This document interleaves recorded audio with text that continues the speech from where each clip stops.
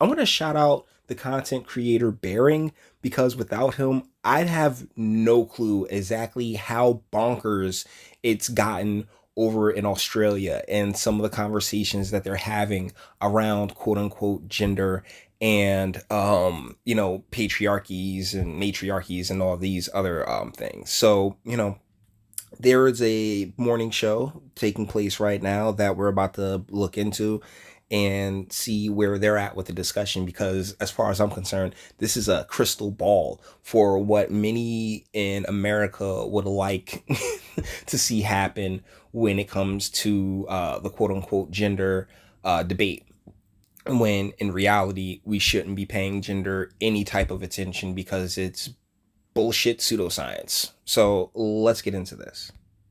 Firstly, to you, Miranda, you tackle this issue quite a bit in your column. It would seem that you think that men are pretty shabbily treated? I do. I think there's a toxic form of sort of victim feminism which holds that men are all brutes, they're all little boys, they're incipient wife bashers, and that women are helpless victims, and, it's fainting couch feminism. And I think... Man, okay, so she earned her 35%. Baby in the red top. The host is clearly a 35%er, because why else would she be a host? Yeah, that's one of those jobs where you gotta look good. So yeah, she's definitely attractive, and due to her stance, yes, Miss Miranda Devine is pretty fantastic. Doesn't do women any good. It's really very retrograde. It's turning back 100 years of feminism in which women are supposed to be strong and equal. But the kind of feminism you're talking about is kind of not the mainstream of feminism, just in the same way as, pro-rape groups are not the mainstream of male. Oh my goodness, that guy.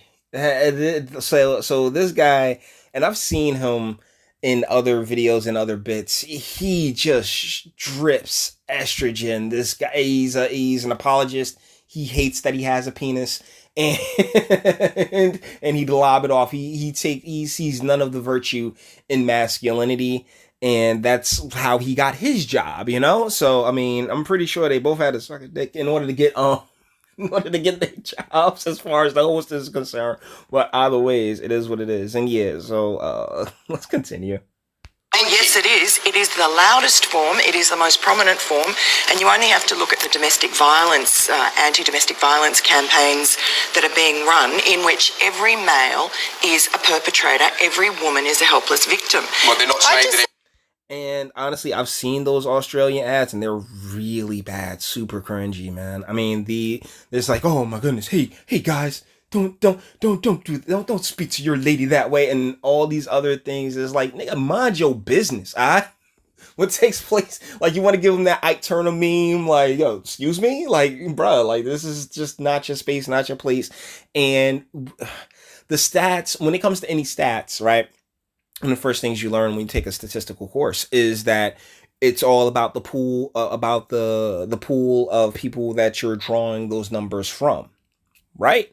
So these, like this, like when it comes to female aggressors in situations, I'm telling you, they are vastly underrepresented. I can promise you this, and it's been primarily because a female aggressor for the most part, is not seen as a threat because of the natural lack of upper body strength. Yes, they are. You look at the government's new ads. They show a little boy pushing down a little girl. The little girl is perfect. The little boy is a monster. You're already sort of criminalizing masculinity at the age of 7. I would disagree.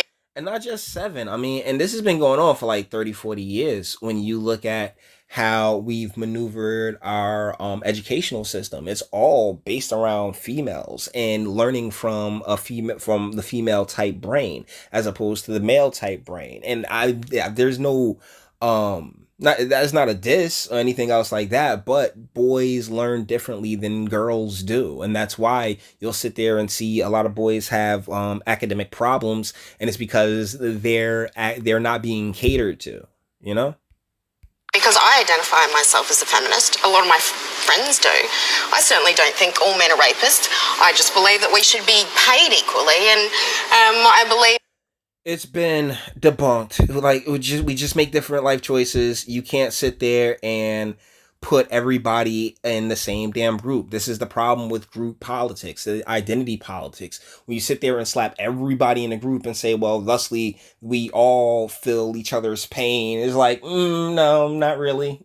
that we should have the same rights in the workplace and not be discriminated against. So I don't agree that all feminists think all men are.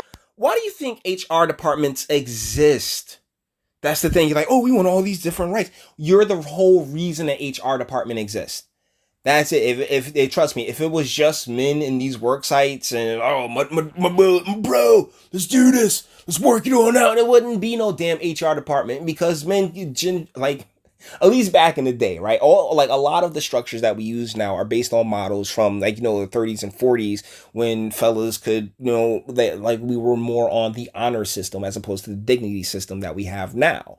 And it was like, hey, if you have to be a man of your word, because you do not want to, saying dishonor your family, to be the traditionalist about it.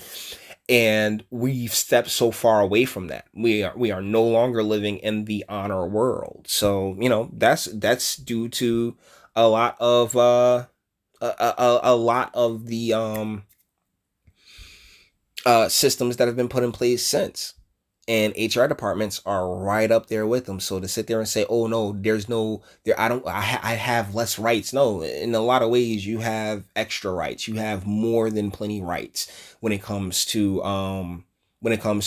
like the workplace, particularly seeing how the standard is now, if it doesn't matter what your intent was. If you say something that somebody's uncomfortable with, it just matters that they're uncomfortable, and thusly we can destroy your life. Like, with that standard, you've been catered to more than anything else. Rapists. And no, I don't think all feminists do, but I think that the reigning kind of paradigm of the sort of feminism that you see in the media, that you read about, it's this creeping in, just insidious attack on males and masculinity. And Disney said that they said that Sylvester Stallone TV show was too masculine for their streaming service. They said that they got the Miss Marvel thing. Did you see that Batwoman trailer that's that's going on over the internet? I mean, it's been pretty blatant, and it's all pretty bad as well, because the creative juices need testosterone, man. The type of masculinity that we, that has protected humankind from time immemorial is now criminalised. I see that claim coming more from columnists than from the actual feminists themselves. Yeah, whatever. There's he reminds me of Hank Azaria, the guy that plays Apu and does all the voices. He's also in that Simon Pegg movie. He reminds me of Hank Azaria. But baby girl in the white top, man, she dope. She's not nothing to sneeze at, but she about to hit the wall hard too.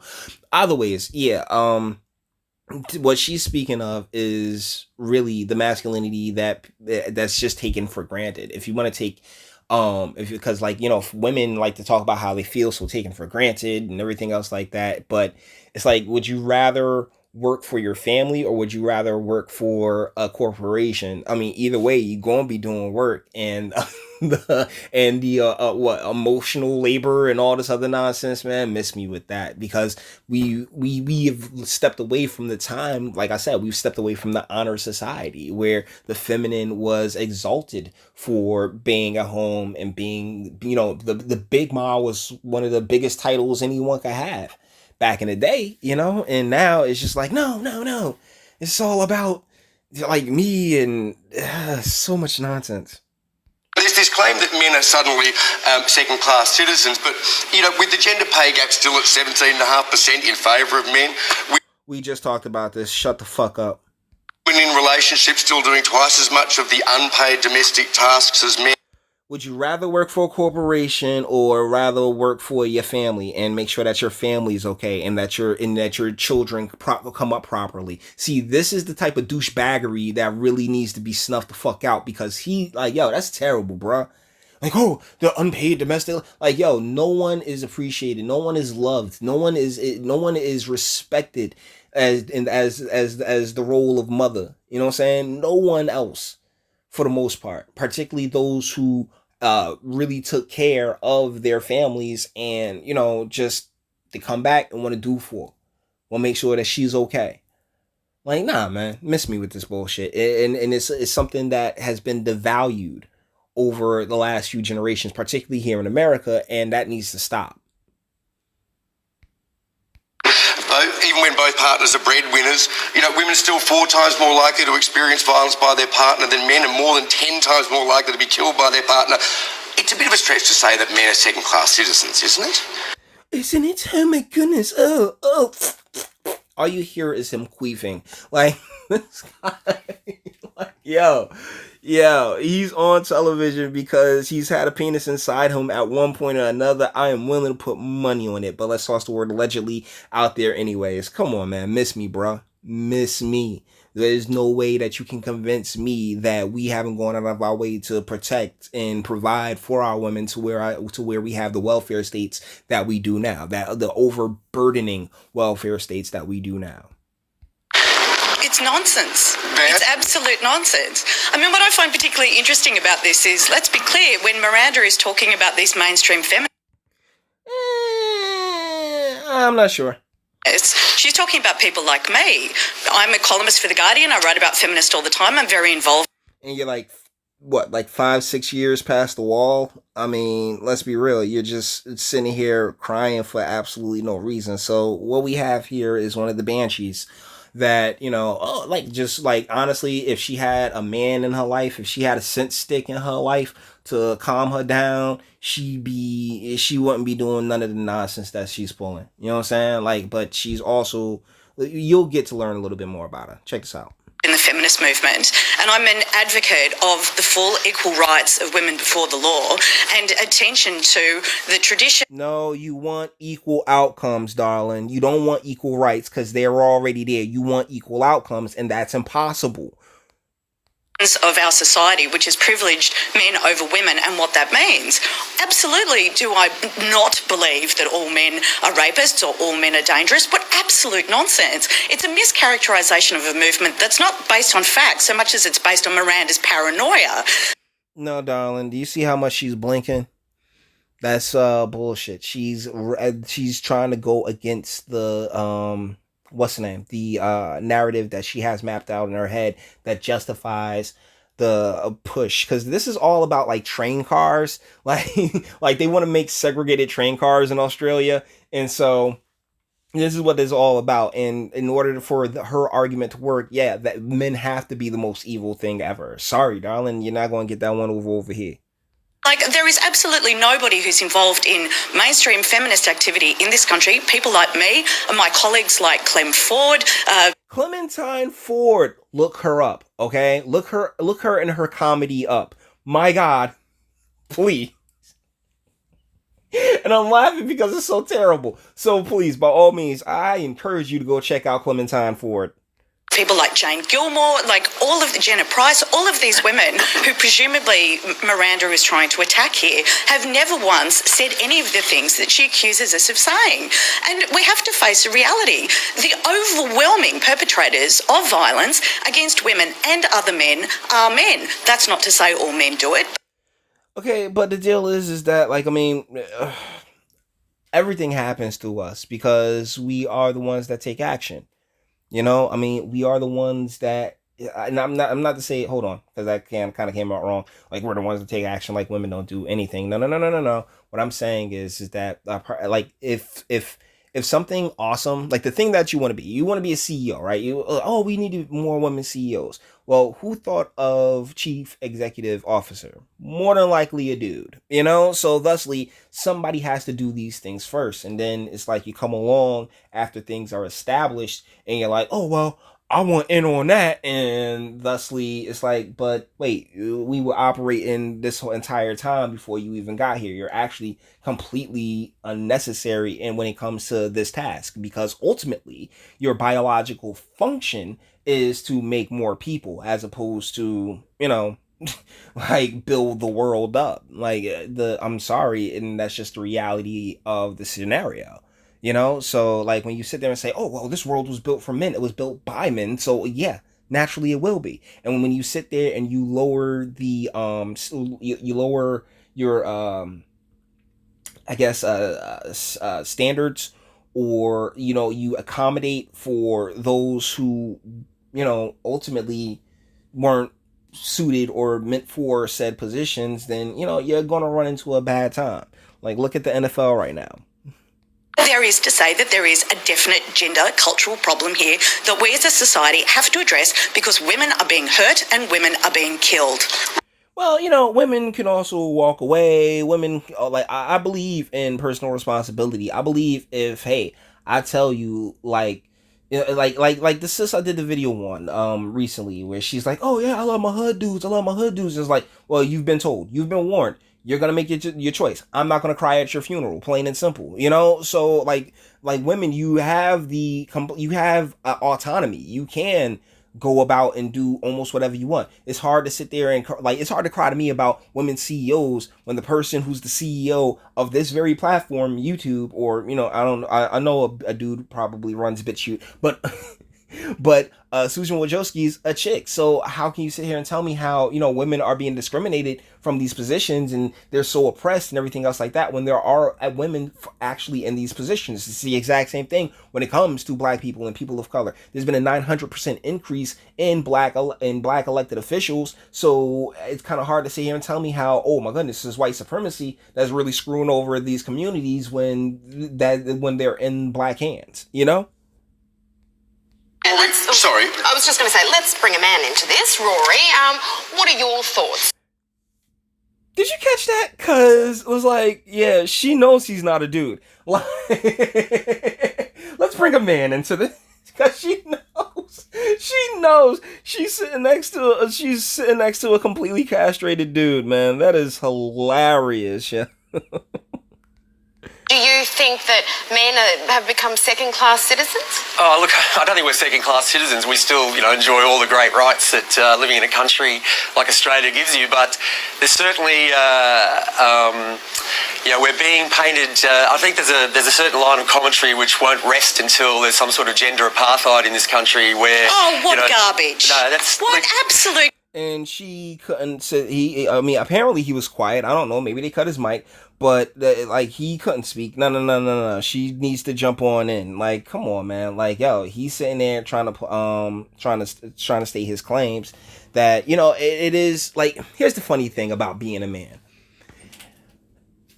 If we were to ever hive mind it, it'd be insane, because the things that we could get accomplished. Like, if we were ever to hive mind and just say, you know what, snap our fingers, everything turns to shit. Everything. There was they had a women's strike that one day that, women are taking off of work and nobody noticed. Let men pull some type of nonsense like that, and this world comes crumbling down. But yeah, lady, stop interrupting. You're a dick. Garbage. Well, you may think so, Van, but But you're talking about me. I am that commentary, and that's just patently not true. Well, the men of Australia, the vast majority of men in Australia are good men who love their women, who treat their, who love their children. They're out there on the sporting fields every weekend. No one disagrees with that. If you dropped into this country from outer space and started reading the media, you would think that the men of this country are vastly, they're wife-beating, porn-consuming, wife-killing, lazy. That's not true, Rory. And there's this vast conspiracy to pay our women less. She just won't shut up, and that's the problem. The moment she hears something she does not like, she feels like, oh my goodness.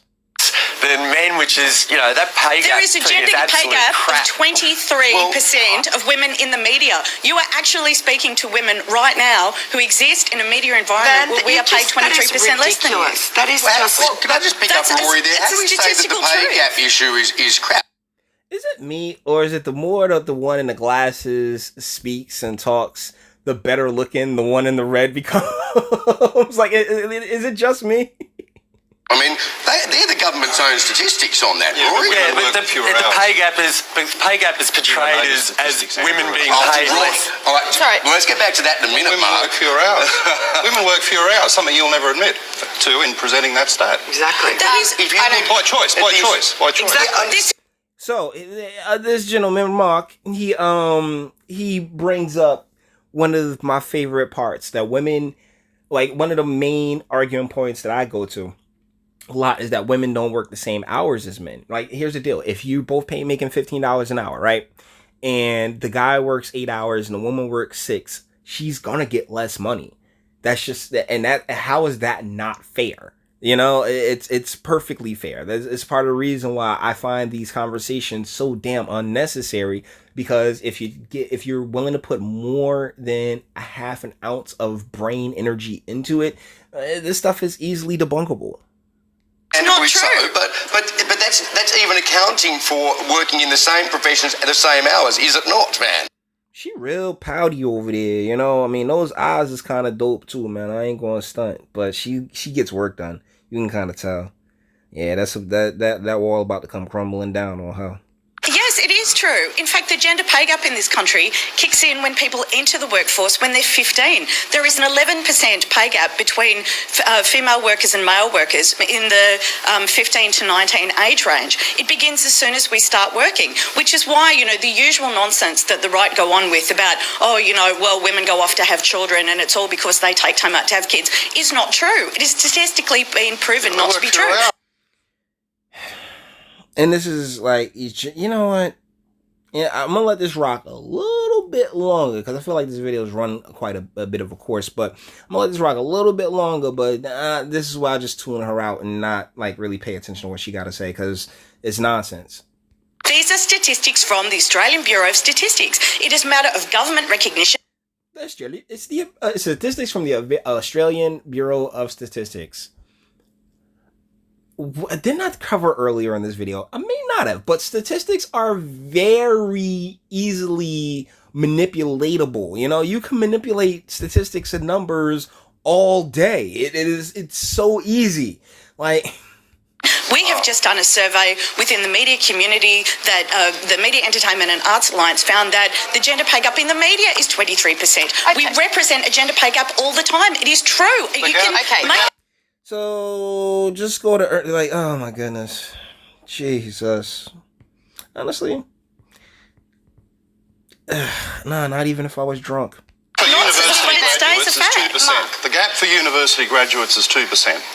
And man, if you think, well, they're the people coming into the workforce in large numbers.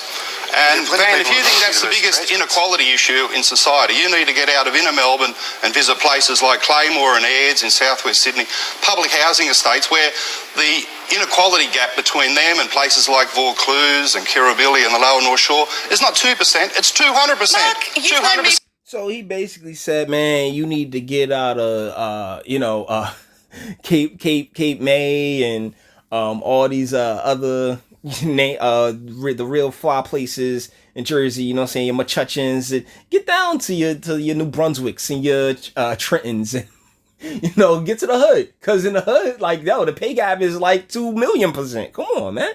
I appreciate you there, Mark.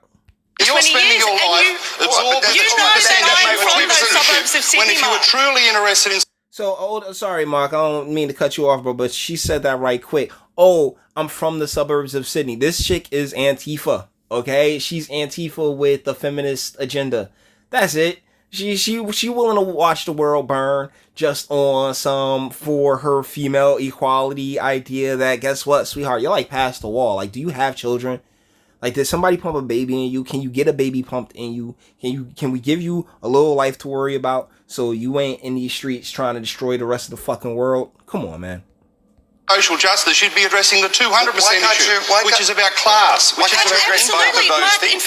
And that is the term. That's the term that Tucker Carlson used. It's a term that I've been using for even before they have, because it is a class issue. It's not race. It's not gender. It is class. And honestly, we need to start making sure that the people in our lower ranks are better taken care of. We can manipulate capitalism to work in their favor. I genuinely believe that.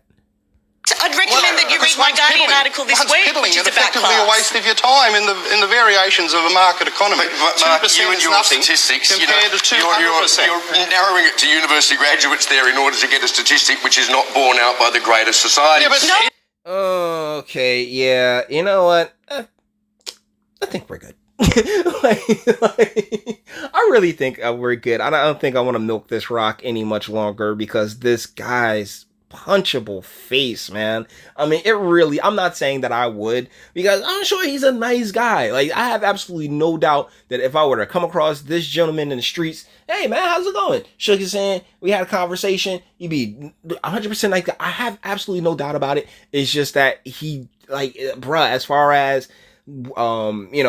participating in the conversation when it comes to what's taking place here in society and at a cultural level, he's one of the perpetrators, he's one of the ones that's just like, oh yeah, we treat women so bad. He's one of these people that want the equality of outcome to match the equality of opportunity that we have given, that has been provided to so many people and has created so many different paths for people to be able to elevate themselves economically and socially and personally. And that's an amazing ladder to have there. What Mark brought up was the fact that in our urban settings, in our urban communities, these places need to be addressed, and they need, and there needs to be policy put in place or taken away, child support and the like, to really start to push forward having those goals and realigning our families, but either ways, that I think we're done with the Aussies. I just wanted to show you guys that, yeah, this type of stuff, these conversations are happening all over the world. And this is some of the most childish shit I've ever seen in my life. It really is. Once again, when you sit there with the gender science and you say, oh, men and women are completely equal, there's no differences, then you're already starting off base. And that's exactly where everyone with the exception of baby girl in the red and my man in the beige top and Mark, that's where the other three on this panel are definitely coming from.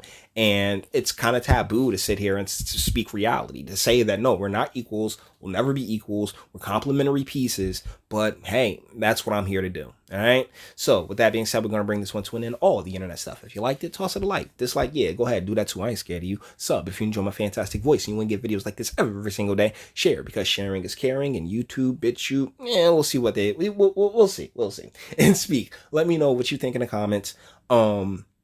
Like, is gender nonsense just nonsense, or do you really feel like you have a good argument? Because I've been reading a lot of these comments and they're not good arguments. It's just people butthurt, and I'm cool with the butthurt, but I do want to have some meaningful conversations, and I've seen conversations take place in my comments, and I love that. So let's keep it going, guys. All right. So thank you so much for watching and putting up with me, and until the next one.